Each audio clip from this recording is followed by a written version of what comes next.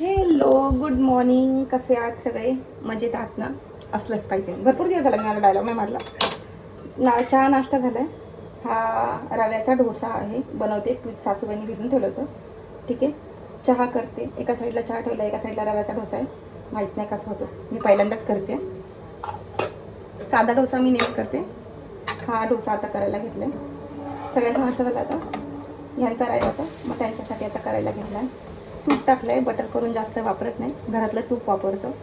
गावावरनं तूप येतं कधी कधी इकडेच बनवतो. मला तूप बनवता येतं, खूप छान तूप बनवते मी. पण मुंबईच्या दुधाची ना जी साई असते ना, तिचं बरोबर तूप बनत नाही. गावचं जे प्युअर दूध असतं त्याची खूप छान साई बनते, आणि त्याचं दूध पण खूप छान बनतं, आणि ते कढवलं की खूप सुंदर लागतं.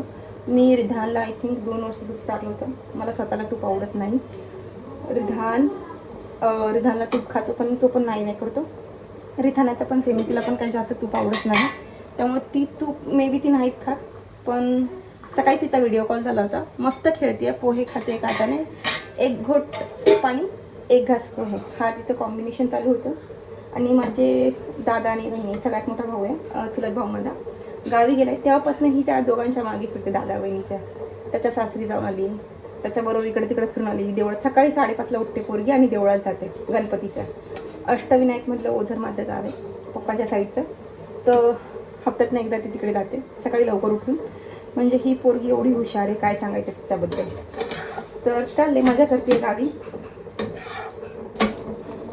डोसा जास्त भाजला नाही आहे, आणि तो रव्याचा त्यामुळे कळत पण नाही आहे. ठीक आहे, हे आता पोतं चिकनची तयारी झाली आहे. मी बनवत नाही आहे चिकन. परत ते कोंबडी वडे जे चिकनवर खातात, त्याचं पण प्रिपरेशन सासूबाईंनी करून ठेवले. ठीक आहे, मी तुम्हाला दाखवते. हे त्यांनी चिकन मॅग्नेट करून ठेवलं आहे. मला मसाला काढायचा आहे अजून. छान मसाला येतो आहे, पण मी खात नाही, सॉरी. आणि हे वड्यांचं पीठ आहे, जे रेडीमेड भेटतं, रेडीमेडच घेऊन येतो आणि तेच वापरतो. तर आज जेवायला आहे बाजरीची भाकरी, बैंगन मसाला, भरलं वांगं मराठीमध्ये, लसूण चिवडा, आणि आहे ही चकली, आणि साईडला आहे थोडीशी लसणाची मिरची. हेलो, दुपारचं सगळं आवरून झालं आहे, जेवण झालं आहे. आणि इथे आम्ही आता संध्याकाळी वाजल्या 7, रिधानला जायचं स्विमिंगला. हो की नाही बाबू? हे डेडिकेशन आहे आमचं मोबाईल बघण्यासाठी. एवढं अभ्यासासाठी आमचं डेडिकेशन नाही आहे. अभ्यास काय उडत गेला. हो की नाही बाबू? हे असं डेडिकेशन तुम्ही पाहिलं असेल का? रिधू, बहिरं होतं माणूस, बहिरं फोनच्या नादात. हो की नाही बाळा? हे जिवंत उदाहरण आहे. अशा सटकडी 4 कानाखाली लावायची इच्छा होते ना, असं थोबडा फोडायची इच्छा आहे.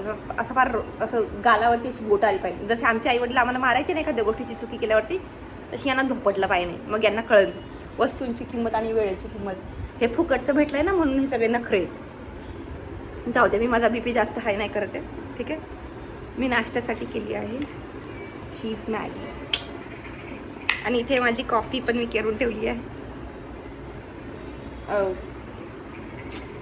आता मी मस्तपैकी नाश्ता करणार आहे, आणि ह्या ड्युटीला घेऊन स्विमिंग पूलला जाणार आहे. तिकडे मी माझा 1 तास निव्वळ वाया घालवणार आहे, ज्याच्यामध्ये मी काही करणार नाही आहे. म्हणजे संडेचा माझा वेळ वाया घालवण्याचा याने ठेका घेतला आहे. स्वतःसाठी तर वेळ नसतोच मला. कसं डेडिकेशन आहे असं वाटतं, 4 कानाखाली द्यावा नाही याच्या. लाजही वाटत नाही या पोराला. ठीक आहे, बाकीचा ब्लॉग स्विमिंग पूलला गेल्यानंतर. Till the time stay tuned. रिधानला खाली येऊन ना 1 तास झाला आहे, आणि हा मुलगा काय पाण्यातल्या बाहेर यायचं नाव घेत नाही आहे. ठीक आहे, याला एवढी मस्ती याच्या अंगात की काय बोलू. म्हणजे माझं जगणं जर कोणी मुश्किल केलं असं ना, तर हा मुलगा येतो. मला काही त्रास नाही आहे आयुष्यात, पण ह्याने मला जितका त्रास दिला ना, तितका मला वाटत नाही मी माझ्या आईवडिलांना पण दिला असेल. लिटरली हे खरं आहे. माझं ऐकतच नाही हा मुलगा. म्हणजे आजकालचे जे जन अल्फा आहेत, ठीक आहे, हां अल्फामध्ये येतो. माझं करते लगेच आला. कॅमेरा दिसला नाही की लगेच आला. ये से हाय. हाय. कोण आहे बाबू तू? रिदान. आणि रिजू. ओके, जा आता खेळ जा. 5 मिनिटात राहिलेत, बंद होणार आहे. काय? 5 मिनिटात राहिले, बंद करणार आहे स्विमिंग पूल. का? माहीत नाही, जा. याचे प्रश्न म्हणजे संपायचं नाव नाही घेत. काय खाल्लं होतं याच्यावर सगळेजण मला हा प्रश्न विचारतात. मी रिधानच्या वेळेस काय खाल्लं होतं, काय करू. मी पिझ्झा, बर्गर, नूडल्स, फ्रँकी तर माझी रोज ठरलेली होती. मला वाटतं 3 महिने मी फक्त फ्रँकी खात होते संध्याकाळची नाश्त्याला. ऑफिसवरून आली की फ्रँकी खायची, ऑफिसवरून आली की फ्रँकी खायची. ठीक आहे. त्याच्यानंतर एक दिवशी काल मला ना जाम अशी फ्रँकीची क्रेविंग झाली ऑफिसमध्ये. मी फ्रँकी मागवली एकदम बकवास. त्याच्यानंतर ना मी बर्गर मागवला. बर्गर नाही हे नूडल्स मागवले बकवास. रसमलाई मागवली बकवास. म्हणजे त्या दिवशी जे आयुष्यात घडलं ना माझ्या, की मी काही खाल्लं तरी मला चव लागत नव्हती, नाही तर ते घाण येत होतं. मी जेवणाला घाण नाही बोलते, त्या लोकांनी जे बनवलं होतं त्याला बोलते. ठीक आहे, चवच नव्हती त्या जेवणाला. आणि असं पूर्ण 9 महिने मी फक्त बाहेरचं खात तरी त्यांच्या वेळेस. त्यामुळे मला वाटतं हे असं प्रोडक्ट झाले मिक्स असतात ना, केमिकल मिक्स असतात, म्हणून याच्या डोक्यामध्ये लोचा झाला आहे तो.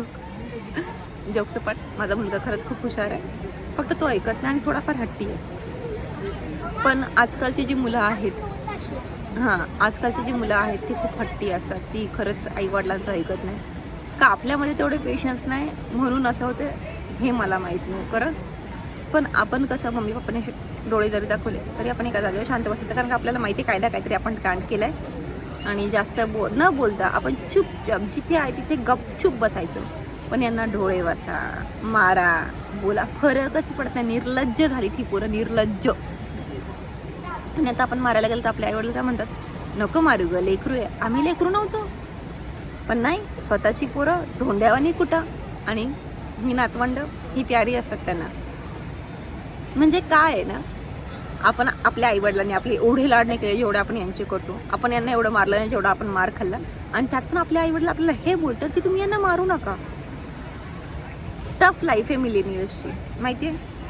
आयुष्यातले एवढे प्रॉब्लेम आहे ना, आमच्या जेवढ्या जनरेशननी पेललेत ना, तेवढे मला नाही वाटत त्यांच्या जनरेशन पेलतील ना. इवन जेनझी पेलतील. येस बाबू.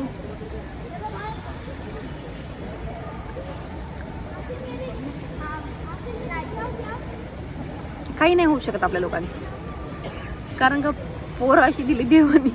कंप्लेंट करू शकत नाही, आईबाबांबद्दल कंप्लेंट करू शकत नाही. आणि जेवढे डोक्यावरती टेन्शन आहेत त्याच्याबद्दल काय बोलू शकत नाही. आयुष्य चालायचं म्हणून चाललंय आमच्या लोकांचं. आणि हे प्रत्येक मिलियनचं हे चालू आहे. असं नाही आहे की माझं काय डिफरंट आहे, नाही. आमच्या आयुष्याचे ट्रॉमाच संपत नाही. ट्रॉमामध्ये ना आमचं अख्खं आयुष्य गेलंय, माहिती आहे.